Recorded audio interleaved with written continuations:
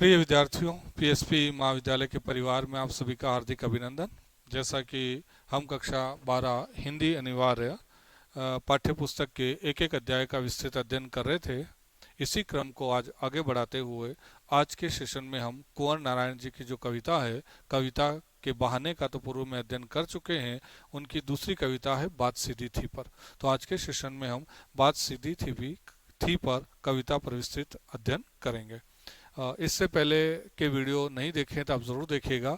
उसमें कवि कुंवर नारायण जी का सामान्य परिचय और कविता के बहाने कविता की विस्तृत जानकारी पर विस्तृत विषय पर अपन ने चर्चा की है। तो आज के सेशन में हम जानेंगे कि बात सीधी थी पर कविता को लेकर। तो बात सीधी थी पर जो कविता है वो कवि कुंवर नारायण जी रचित है। ये कविता कवि कुंवर नारायण जी के प्रसिद्ध काव्य संग्रह कोई दूसरा नहीं से अवतरित है। कोई दूसरा नहीं। आप ये बात ध्यान रखें कि पहली जो इनकी कविता थी कविता के बहाने, वो कविता कुंवर नारायण जी के प्रसिद्ध काव्य संग्रह इन दिनों से अवतरित थी। और ये जो कविता है बात सीधी थी पर, ये कविता कुंवर नारायण जी के प्रसिद्ध काव्य संग्रह कोई दूसरा नहीं से अवतरित है। एक और महत्वपूर्ण जानकारी जो हमें याद होनी चाहिए वो है कि कोई दूसरा नहीं काव्य संग्रह पर कुंवर नारायण जी को साहित्य अकादमी पुरस्कार से नवाजा गया है। तो इसी रचना पर इन्हें साहित्य अकादमी पुरस्कार भी प्राप्त हुआ है।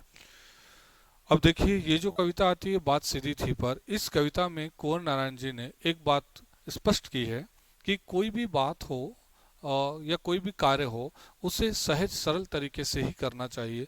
उसे आकर्षक बनाने के लिए बल का प्रयोग नहीं करना चाहिए। अर्थात हम एक पंक्ति में समझें तो हम ये कह सकते हैं कि किसी भी कार्य को स्वाभाविक रूप से अगर हम करें तो निश्चित रूप से उसके सकारात्मक और अच्छे परिणाम हमें मिलते हैं। और किसी कार्य के साथ हम बलपूर्वक व्यवहार करें तो बलपूर्वक किए गए व्यवहार से उस कार्य का महत्व जो होता है वो समाप्त हो जाता है। तो हमें किसी भी कार्य को सहज सरल और स्वाभाविक रूप से संपन्न करना चाहिए ताकि अच्छे परिणाम हमें प्राप्त हो। यहाँ पर कवि जो है एक साधारण और सरल बात को प्रस्तुत करना चाह रहे थे, लेकिन उस सरल और साधारण बात को वे कुछ आकर्षक शब्दों, साहित्यिक शब्दों का प्रयोग करके उस सामान्य बात को बहुत आकर्षक तरीके से प्रस्तुत करने का प्रयास करते हैं। इस आकर्षक या प्रभावशाली रूप में सामान्य बात को प्रस्तुत कवि करना चाहते हैं। इस प्रयास में उन्होंने बहुत सारे शब्दों और भाषाओं का प्रयोग किया। तो हुआ ये कि उन भाषा के चक्कर में ही वो फंसकर रह जाते हैं और सामान्य सी बात को वो प्रस्तुत सरल तरीके से नहीं कर पाते हैं। इस सारे प्रयासों में उस बात का जो महत्व होता है वो समाप्त हो जाता है। तो आइए देखिए इन पंक्तियों के माध्यम से कि कवि क्या कहना चाहते हैं। कवि कहते हैं कि बात सीधी थी पर एक बार भाषा के चक्कर में जरा टेढ़ी फंस गई। जरा टेढ़ी फंस गई। टेढ़ी फंसने का मतलब है कोई उलझन, कोई मुश्किल या कोई परेशानी आना। तो बात सीधी थी पर एक सरल साधारण बात थी। कवि उस बात को कहना चाहते हैं, लेकिन किस चक्कर में उलझ गए? भाषा के चक्कर में। क्योंकि वो भाषा का प्रयोग करके उस बात को आकर्षक या प्रभावशाली ढंग से प्रस्तुत करने का प्रयत्न करते हैं। तो वो बात जो होती है वो टेढ़ी फंस गई, यानी वो शब्दों के और भाषा के जाल में उलझ कर रह जाते हैं। उस उलझन से वो बाहर नहीं आ पाते हैं। देखिए आगे क्या कहते हैं। उसे पाने की कोशिश में भाषा को उल्टा पलटा, तोड़ा मरोड़ा, घुमाया फिराया कि बात या तो बने या फिर भाषा से बाहर आए। देखिए यहाँ तक की पंक्तियों में कवि कह रहे हैं कि उस सामान्य सी बात को भाषा के चक्कर में ऐसे उलझे कवि कि उसे पाने के यानी आकर्षक रूप से प्रस्तुत करने के चक्कर में भाषाओं का प्रयोग, शब्दों का प्रयोग करते हुए बात को उल्टा पलटा, तोड़ा मरोड़ा, घुमाया फिराया, मतलब सारे प्रयास कवि ने कर लिए कि उस बात को या उस भाषा के चक्कर से वो बाहर आए और उस बात को साधारण या सरल तरीके से प्रस्तुत कर पाए। लेकिन बाहर आने के चक्कर में वो और भी ज्यादा उन भाषा और शब्दों के जाल में कवि जो है वो उलझकर रह जाते हैं। अब उनकी कोशिश थी कि या तो इस भाषा के चक्कर से वो बाहर निकले, कोई बात बने, या उस बात को सहज रूप से प्रस्तुत करें, लेकिन दोनों ही यहाँ पर नहीं हो पा रहा है। ये तो वही स्थिति हो जाती है जैसे दलदल में पांव फंस जाता है और जितना बाहर निकालने का प्रयास करते हैं उतना ही और पांव ज्यादा दलदल में धंसता चला जाता है। तो वही स्थिति कवि के साथ यहाँ हो रही है कि सरल साधारण सी बात को भाषा के प्रयोग से आकर्षक रूप में प्रस्तुत करने के प्रयास में कवि उस भाषा और शब्दों के जाल में उलझकर या फंसकर रह जाते हैं। अब जितनी कोशिश कर रहे हैं बाहर आने की, है ना, उतना ही ज्यादा कवि जो है वो और ज्यादा उलझते चले जा रहे हैं। लेकिन इससे भाषा के साथ साथ बात और भी पेचीदा होती चली गई। पेचीदा होने का मतलब है और भी ज्यादा मुश्किल का बढ़ना, यानी मुश्किल जो थी भाषा और शब्दों की, उसमें और ज्यादा गहराई तक कवि जो है वो उलझ कर रह जाते हैं, बात और भी ज्यादा गंभीर बन जाती है। तो जहां उसे प्रस्तुत करना था साधारण रूप से, वो साधारण प्रस्तुति उस बात की नहीं कर पाते। आगे कवि कहते हैं कि सारी मुश्किल को धैर्य से समझे बिना मैं पेंच को खोलने के बजाय उसे बेतरह कसता चला जा रहा था।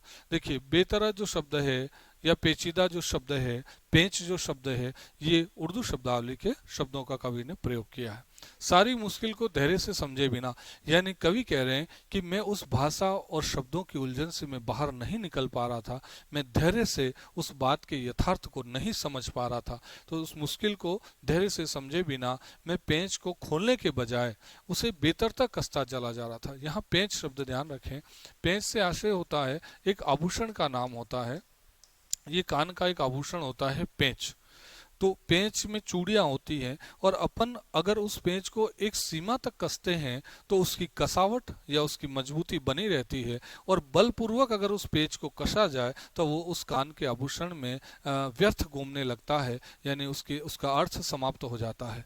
तो पेंच को खोलने के बजाय मैं उसे बेतरह कसता चला जा रहा था, मतलब कवि जोर जबरदस्ती बल का प्रयोग कर रहे थे, तो इस चक्कर में वो निरर्थक हो जाता है, उसका कोई अर्थ नहीं रह जाता।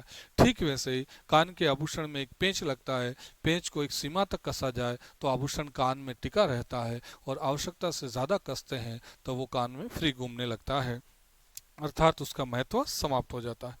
क्योंकि इस कर्तव्य पर, ये कर्तव्य भी उर्दू शब्द है, ध्यान रहे, कर्तव्य है, बेतरह है, पेंच है, ये उर्दू शब्दावली है। क्योंकि इस कर्तव्य पर मुझे साफ सुनाई दे रही थी तमाशबीनों की शाबाशी और वाह वाह। अब देखिए, कवि ने यहाँ पर एक सांसारिक व्यवहार को उजागर किया है कि जब कवि इस उलझन में फंसे हैं तो जो तमाशबीन हैं, जो लोग केवल तमाशा देखने वाले होते हैं, वो कवि को शाबाशी दे रहे होते हैं। तो ठीक संसार वैसा ही है, ये सांसारिक व्यवहार को उजागर किया है कि जब व्यक्ति किसी उलझन, मुश्किल और परेशानी में होता है तो दुनिया उसकी वाहवाही या उसके मजे लेती है। तो यहाँ जो तमाशबीन, जो लोग इस तमाशे को दे, लोगों को तो ये तमाशा लग रहा था, क्योंकि कवि जो है वो जिस प्रकार से शब्दों और भाषा के उलझन में फंसा था, तो लोगों ने उसे एक तमाशा समझा और वो उनके मजे ले रहे थे। जबकि वास्तविक में परेशान कौन होता है? कवि होता है, क्योंकि कवि उस बात को आसानी से प्रस्तुत करने में अभी समर्थ नहीं होते हैं और भाषा के चक्कर में और ज्यादा फंसते ही चले जाते हैं। आखिरकार वही हुआ जिसका मुझे डर था, जोर जबरदस्ती से बात की चूड़ी मर गई। देखिए, एक और महत्वपूर्ण बात आती है कि बात की चूड़ी मर गई। चूड़ी मरने का मतलब होता है निरर्थक या व्यर्थ होना। निरर्थक, चाहे निरर्थक कह दो या व्यर्थ कह दो, निरर्थक या व्यर्थ, बात की चूड़ी मर जाना, है ना। और वह भाषा में बेकार घूमने लगी। तो आखिरकार कवि को डर इस बात का था कि इस तरीके से जो प्रयास किए जा रहे हैं, बल पूर्वक किसी साधारण बात को भाषा के प्रयोग से आकर्षक रूप में प्रस्तुत करने का जो प्रयास किया जा रहा है, इसमें कहीं उस बात का महत्व समाप्त न हो जाए, इस बात का डर किसको था? कवि को। और ठीक वैसा ही हुआ कि जोर जबरदस्ती से बात की चूड़ी मर गई, यानी बल का प्रयोग करने के कारण उस साधारण सामान्य बात का जो अर्थ और महत्व था वो क्या हो जाता है? समाप्त हो जाता है। तो बात की चूड़ी मरने का मतलब होता है निरर्थक या व्यर्थ होना। और वह भाषा में बेकार घूमने लगी। बेकार घूमना यानी अब वो किसी काम की नहीं रह जाती है। हार कर मैंने उसे कील की तरह उसी जगह ठोंक दिया। अब कवि ने क्या किया?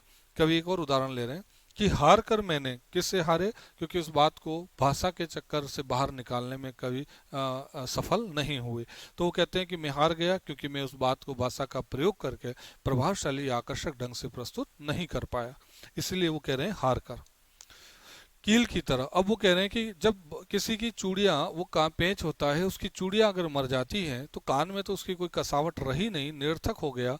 और अगर उसे कील की तरह दीवार में भी ठोक दिया जाए तो ऊपर से ठीक ठाक पर अंदर से न तो उसमें कसाव है न ताकत, यानी चूड़ियां मरने के बाद उसमें किसी भी प्रकार का कसाव या ताकत नहीं रहती है। अर्थात किसी भी बात का निरर्थक या महत्वहीन होने के बाद उसका कोई अर्थ नहीं रह जाता, फिर उसका आप कहीं किसी भी रूप में प्रयोग नहीं कर सकते हैं। बात ने जो एक शरारती बच्चे की तरह मुझसे खेल रही थी, मुझे पसीना पहुंचते देखकर पूछा, क्या तुमने भाषा को सहूलियत से बरतना कभी नहीं सीखा? तो यहाँ कवि ये कह रहे हैं कि जो भाषा के चक्कर में मैं उलझे थे, यानी वो बात एक शरारती बच्चे की तरह मुझे परेशान कर रही थी। तो बस मुझे पसीना पहुंचते, जब मैं हार गया तो पसीना पहुंचते हुए देखकर उसने क्या कहा कि भाषा को सहूलियत से बरतना कभी नहीं सीखा। सहूलियत का मतलब होता है सरलता से, सहजता से, सहज, सरल, या आप कह सकते हैं स्वाभाविक, सहज, सरल या स्वाभाविक। यानी किसी भी बात को सामान्य, सहज, सरल और स्वाभाविक रूप से ही प्रस्तुत करना चाहिए। तो इस बात सिद्धि थी पर कविता से का निष्कर्ष हम एक बार फिर से देखते हैं। कवि एक साधारण या सामान्य बात को प्रस्तुत करना चाह रहे हैं। कवि उस साधारण बात को आकर्षक या प्रभावशाली ढंग से प्रस्तुत करने के लिए भाषा का प्रयोग कर रहे हैं, और भाषा के चक्कर में वो बात उलझ कर रह जाती है, कवि उसे प्रस्तुत नहीं कर पाते हैं, और जितना उसे आकर्षक बनाने का प्रयास करते हैं उतने ही ज़्यादा वो उलझते चले जाते हैं शब्दों और भाषा के जाल में। तो कवि कहते हैं कि मेरे इस कर्तव्य पर, यानी इस तरीके से वो प्रयास कर रहे थे, तो तमाशबीन यानी जो लोग इसे तमाशा समझ रहे थे वो कवि को देखकर वाहवाही कर, उनको शाबाशी और वाह वाह कर रहे होते हैं। फिर कवि कहते हैं कि जोर जबरदस्ती जब मैंने की, तो जो पेच होता है, पेच का उन्होंने उदाहरण लिया कि जब तक उसकी चूड़ियों वाला जो पेच होता है उसको एक सीमा तक हम कसते हैं तो उसकी कसावट और उसकी ताकत बनी रहती है, लेकिन जब जोर जबरदस्ती उसे कसा जाए, बलपूर्वक कसा जाए, तो वो निरर्थक या व्यर्थ हो जाता है। ठीक वही स्थिति कवि की हुई कि सामान्य बात के साथ जोर जबरदस्ती करने के कारण उस सामान्य बात का अर्थ समाप्त हो गया। तो कवि कह रहे हैं कि उस बात की चूड़ी मर गई। चूड़ी मरने का मतलब निरर्थक या व्यर्थ हो जाना या महत्वहीन हो जाना। तो वो अंत में कहते हैं कि किसी भी बात को सहज, सरल और स्वाभाविक रूप से अगर प्रस्तुत किया जाता है तो उसका महत्व और उसकी सार्थकता सदैव बनी रहती है, लेकिन जोर जबरदस्ती या बलपूर्वक कोई कार्य किया जाता है तो उसका महत्व समाप्त हो जाता है। तो हमें इस कविता से यही जानना है कि प्रत्येक, चाहे कोई कार्य हो चाहे कोई बात हो, उसे सहजता और स्वाभाविक रूप से अगर हम प्रस्तुत करेंगे तो निश्चित रूप से उसका महत्व बना रहेगा, और बलपूर्वक अगर हम कोई कार्य करेंगे तो उसमें हमें सफलता नहीं मिलेगी और उस कार्य का जो महत्व या अस्तित्व होगा वो स्वतः ही समाप्त हो जाएगा। तो ये कविता बात सीधी थी पर हुई। तो कवि कुंवर नारायण की हमारे पाठ्यक्रम में 2 कविताएं हैं। पहली कविता के बहाने, जिसमें कवि ने कविता के महत्व का प्रतिपादन किया है, क्योंकि तत्कालीन समय में यांत्रिकता के प्रभाव से कविता का ह्रास होता जा रहा था, इसलिए कवि की मुख्य चिंता थी कि साहित्य की महत्वपूर्ण विधा कविता के महत्व को जाने और समझे। तो पहली कविता में कवि ने कविता के महत्व का प्रतिपादन किया था, और दूसरी कविता बात सीधी थी पर इस कविता में कवि ने सहज, सरल और स्वाभाविक रूप से महत्व के बने रहने की बात को सार्थक सिद्ध किया है। तो पहली कविता कविता के बहाने कवि के प्रसिद्ध काव्य संग्रह इन दिनों से अवतरित है, ये बात आप याद रखेंगे। और बात सीधी थी पर कविता जो है वो कवि के प्रसिद्ध काव्य संग्रह कोई दूसरा नहीं से अवतरित है, और कोई दूसरा नहीं काव्य संग्रह पर कवि कुंवर नारायण जी को हिंदी साहित्य अकादमी के सम्मान से इन्हें नवाजा गया है, यानी साहित्य अकादमी पुरस्कार से कवि को नवाजा गया है। तो ये बात होगी कवि कुंवर नारायण की। अगले अध्याय की बात अपन अगले वीडियो में करते हैं। धन्यवाद।